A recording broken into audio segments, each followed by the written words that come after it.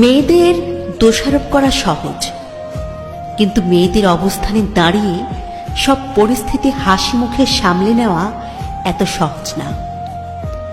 মেয়েরা আগে নিজেদের কথা ভাবে না, মেয়েরা আগে তার পরিবারের লোকের কথা ভাবে।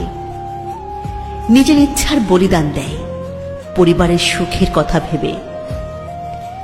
মেয়েদের বুঝে শুনে পা ফেলতে হয়। সব মেয়ে ছলনাময়ী হয় না, কিছু মেয়ে তার পরিবারের কারণে ছলনাময়ী সাজে।